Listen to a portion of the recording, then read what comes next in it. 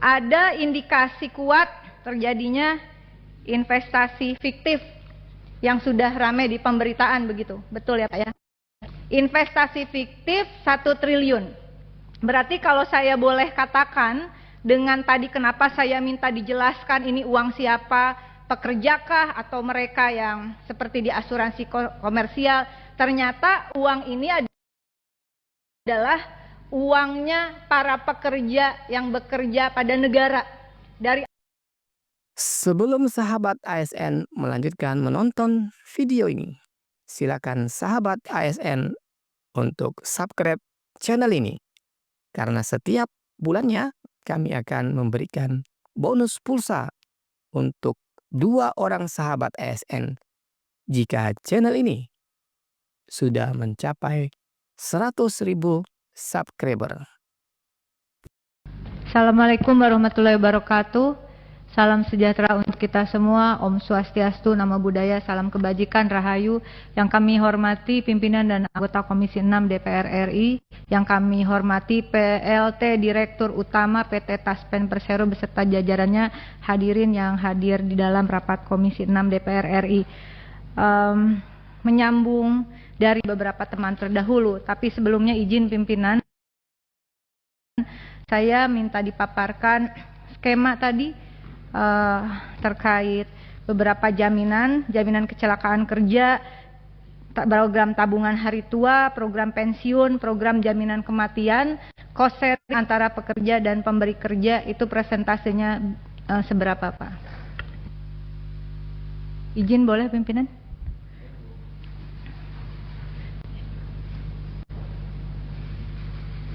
Pak Dirut, bisa dijawab? Boleh Pak? Boleh.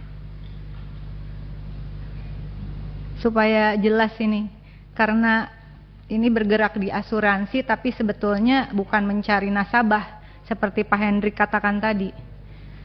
Pesertanya udah ada gitu, jadi seperti kantong semar lah. Ya kan, orang mau nggak mau semua PNS itu harus dipotong gajinya langsung dari rekeningnya.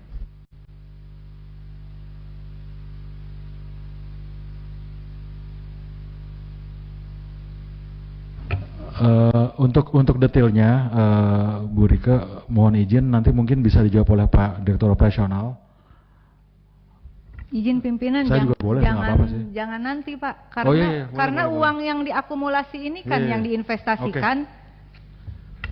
Slide-nya ada nggak? Oke, sebutin ya.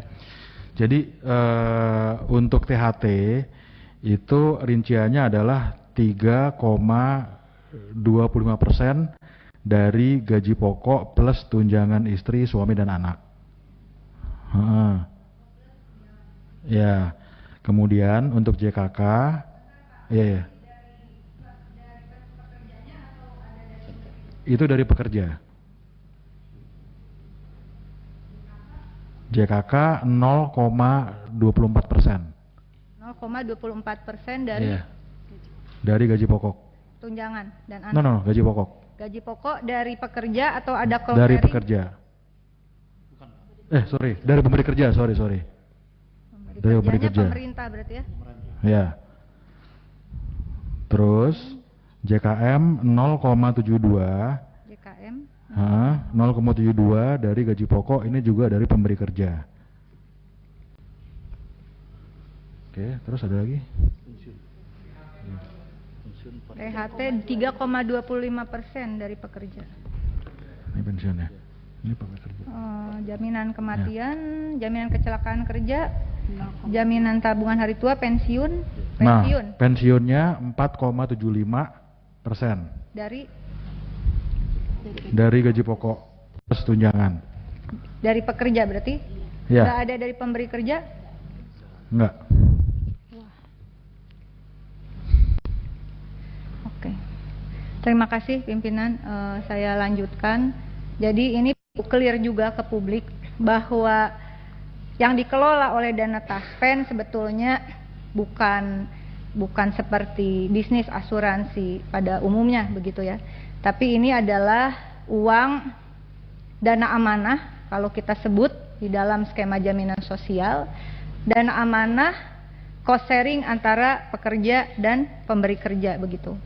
Dan yang ditanggung oleh pemberi kerjanya yaitu pemerintah tadi 0,24% untuk JKK dan 0,72% untuk jaminan kematian. 4 tambah 2 6, 2 tambah 7 9, berarti 0,96% saja yang dari pemberi kerja.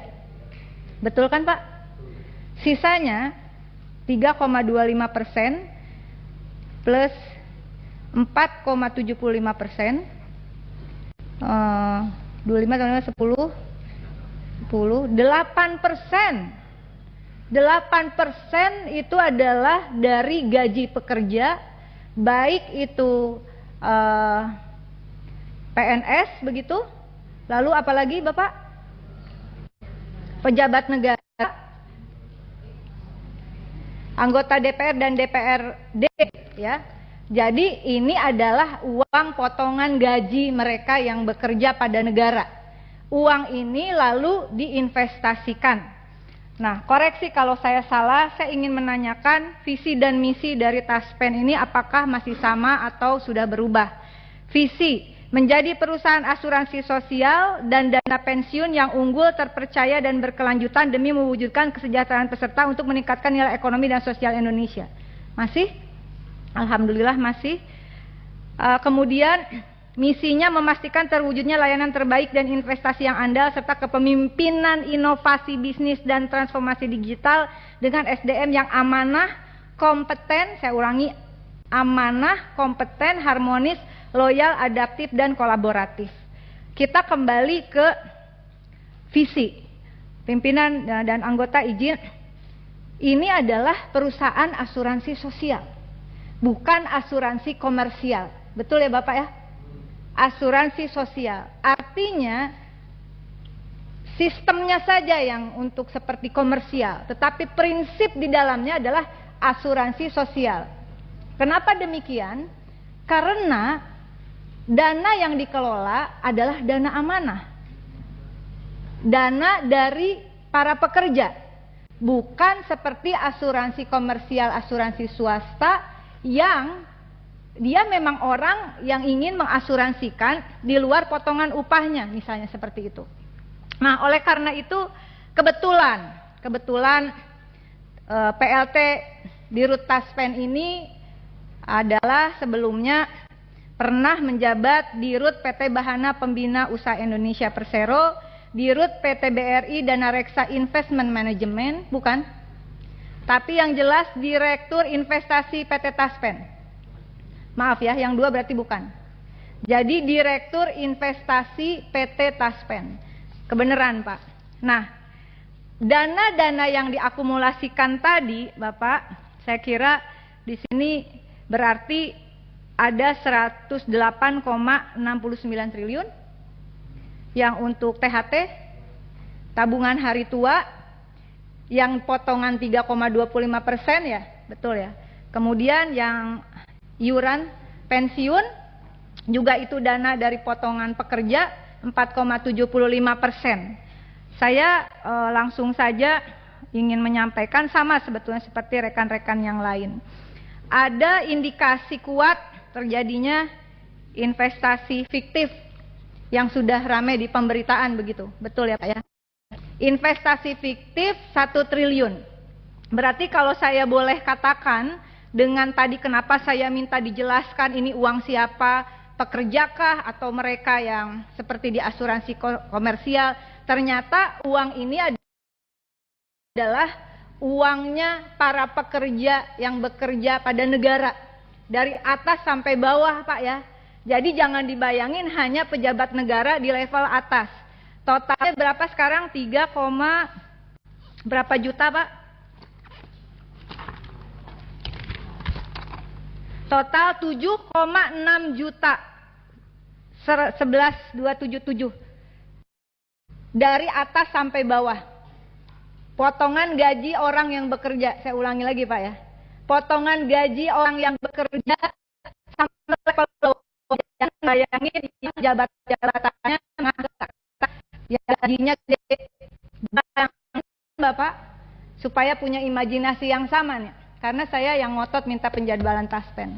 Bayangkan uang ini adalah uang yang mereka yang bekerja tuh, yang pelayan kesehatan, ya, ada yang penyuluh, ada yang guru, Bapak, di kampung-kampung di seluruh Indonesia. Coba Anda bayangkan, ini bukan uang dari APBN sebetulnya, tapi potongan gaji. Karena dia bekerja pada negara, gajinya dari negara, benar, dari APBN. Tapi itu adalah haknya sebagai pekerja. Yang ingin saya tanyakan, dan kebetulan Anda sebelumnya adalah Direktur Investasi PT Taspen. Jelaskan kepada kami bagaimana skema dan proses persetujuan investasi di PT Taspen. Bapak ini jangan kayak nggak ngerti ya soal tadi pembagian persentase, atau memang tidak mengerti. Bukan yang tadi, misalnya ini dari potongan upah, memang tidak tahu. Harusnya tahu, supaya kita feel-nya tuh sama. Oh, ini duit orang yang kerja di pelosok-pelosok di seluruh Indonesia, total 7,6 juta tadi. Bagaimana fungsi manajemen resikonya? Jadi yang pertama, bagaimana proses persetujuan investasi di Taspen? Di mana posisi komite investasi Taspen? Bagaimana prosedur pengangkatan pimpinan dan anggota? Apa ada komite investasi Taspen? Ada kan? Bagaimana mekanisme seseorang bisa ditetapkan sebagai komite investasi Taspen? Lalu bagaimana skemanya, dan Anda juga sekarang masih merangkap sebagai Direktur Investasi Taspen. Keputusan itu kan pasti tahu dong. Kalau nggak tahu berarti saya jadi bertanya, kenapa bisa ada di sini? Tahu kan? Bagaimana prosedur mekanisme SOP investasi itu? Lalu karena ini sudah jadi pemberitaan, saudara-saudara, jadi uang potongan gaji tadi terindikasi kuat ada investasi fiktif sekitar kurang lebih 1 triliun. Betul ya? Meskipun sekretaris perusahaan pada 3 September 2023, corporate secretary Mardiani Pasaribu masih. Sudah nggak, udah pensiun. Dia mengatakan tidak ada apa-apa. Tapi kemudian ada indikasi investasi fiktif 1 triliun. Nah, kan orang investasi nih, direkturnya. Apa sih yang dimaksud investasi fiktif? Tolong dong jelasin Pak, paling tidak pada kami di sini begitu. Nah, dari penelusuran berita yang sudah dilansir oleh media-media yang kredibel, saya kira rekanan Taspen dalam investasi fiktif ini adalah PT Insight Investment Management. Bagaimana prosedur Anda bisa memutuskan menyetujui sebagai Direktur Investasi? Apakah tidak melalui persetujuan Direktur Investasi atau tanpa sepengetahuan Direktur Investasi ke PT Insight Investment Management, dan PT Insight Investment Management ini kemana investasinya? Tadi kan Pak Hendrik sudah menyinggung tuh, ada investasinya, ini juga nanti mohon tertulis Bapak ya, mohon tertulis. Investasinya ini SBN, reksadana, obligasi korporasinya ini apa? Apa obligasi korporasi ya Pak Hendrik ya? Pak Hendrik, jangan seperti makro begini dong, kita juga harus tahu depositonya di mana, sahamnya dan seterusnya dan sebagainya. Nah, apakah PT Insight Investment Management termasuk di dalam struktur investasi yang Bapak jelaskan tadi? Tapi kemana jelasnya begitu? Nah, bagaimana yang terakhir adalah bagaimana dengan mitigasi Taspen agar tidak terjadi hal serupa ke depan. Kebetulan Anda merangkap jabatan PLT Dirut dan masih menjabat sebagai Direktur Investasi. Persoalan asuransi sosial, investasinya juga sesuai dengan tadi misinya, kepemimpinan yang amanah, itu yang paling penting menurut saya. Kita memperjuangkan agar ini dana amanah Pak, kalau kami dalam jaminan sosial, karena ini dalam asuransi sosial bukan komersial, sebenarnya ini dana amanah. Bagaimana mekanisme keputusan investasi itu? Yang terakhir, hasil pemupukan atau investasi itu diberikan kepada siapa? Apakah diberikan nanti dalam perhitungan THT masuk, termasuk pensiun? Apakah kami semua termasuk yang ada di ruangan ini, termasuk teman-teman sekretariat yang PNS, yang dipotong tadi total 8% itu, yang saudara putuskan investasi, apakah ada akumulasi nanti ketika kami pensiun? Atau kami hanya mendapatkan seperti akumulasi dari nilai dari angka uang yang sekarang. Tapi nilai pemupukannya itu diserahkan atau tidak kepada peserta yang notabene adalah dari potongan gaji ini. Saya tidak tahu apakah kalau Taspen mungkin sudah bukan PNS ya. Tetapi kalau asuransi itu kan, kalau kita asuransi komersial, kan sistemnya nih asuransi komersial, hasil pemupukan itu nasabah dapat dong Pak, bener nggak? Nah kalau di Taspen, nasabah dapat nggak? Jangan sampai nanti mereka terutama yang di garda terdepan pelayanan publik, kerja dipotong total 8%, ternyata nilainya itu tidak mengikuti hasil investasi dan tidak ada maknanya untuk pensiunnya 20 tahun ke depan misalnya. Nah ini juga perlu, mohon dijawab. Demikian pimpinan, terima kasih.